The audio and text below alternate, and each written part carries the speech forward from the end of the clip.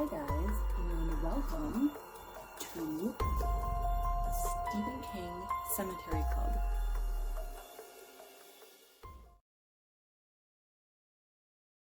We are going to staple these two together because they're both Milkman stories, and I believe they both came from an abandoned novel that King was working on. So the first one is Morning Deliveries, Milkman #1. This is my favorite of the two. We are introduced to this character of Spike. He is a milkman. We see him making his morning rounds. Everything is very descriptive, the landscape, the animals.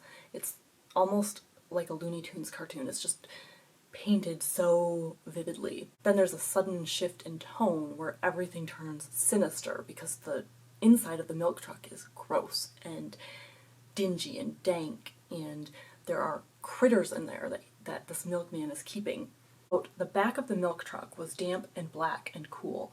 There was a sunken, buggy smell in its air, page 446. And we find out that this milkman is giving people little gifts, like a tarantula inside the milk.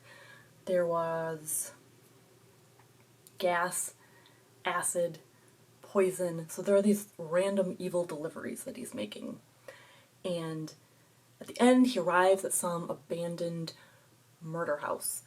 And it's not clear if it's his, if it's someone's house that he found, or if it's someone's house that he killed the owner and now he is inhabiting it or using it. We don't know, but there's blood, the smell of blood, and the previous tenant has written a letter saying that they cancel their milk delivery services. So it's very ambiguous. I'm not exactly sure what to make of it.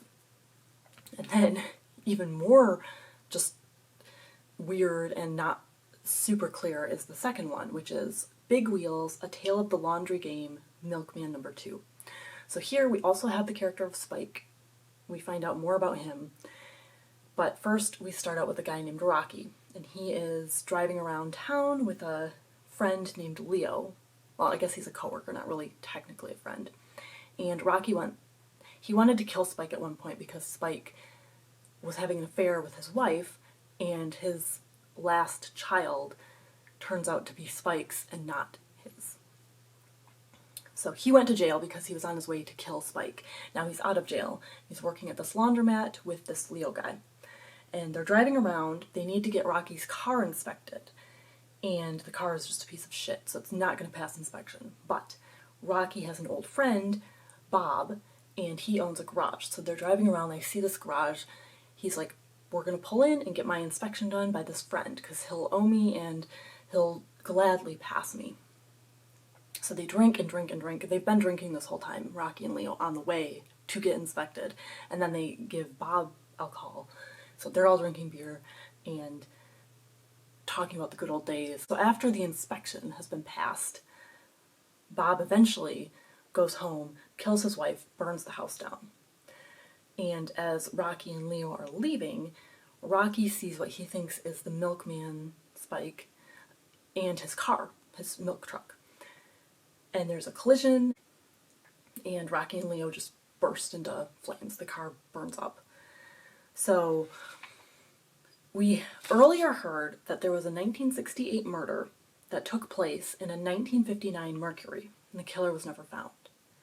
We also find out that the car that hit Rocky was a 1959 Mercury with a missing hood ornament. So those are definitely connected. This car where there were murders, no one found the killer, and then this other car that ends up colliding with Rocky and Leo when they were distracted by the milkman. They were driving fast away from this milkman. Now there's a 1959 Mercury that hits them, kills them. And earlier in the story we found Bob, quote, on his cluttered workbench was a chrome ornament from some old car. He began to play with it, and soon he was crying cheap cheers for the old days. Page 461. So, I can't figure out the exact thread. Rocky and Bob were friends during high school. Bob is kind of either the killer or Spike is the killer. One of those two, I'm guessing, is the killer. I think that's why the Mercury comes into it. Why does Bob have the hood ornament? The milkman Spike, he did seem to be involved in this car accident. He drives away in his milk truck, so it does appear that he might have been following Rocky and Leo. And Bob goes and kills his wife and burns down the house. So I don't know the exact connection, but there is something there. One of those men, I think, was the killer, and either Bob and Spike are working together. I don't think Rocky did anything. I don't think he was just a pawn in this. I'm not sure. Let me know what you think down below. It's very confusing, and I don't really love these two. That's why I stapled them together, so we could talk about them both and move on.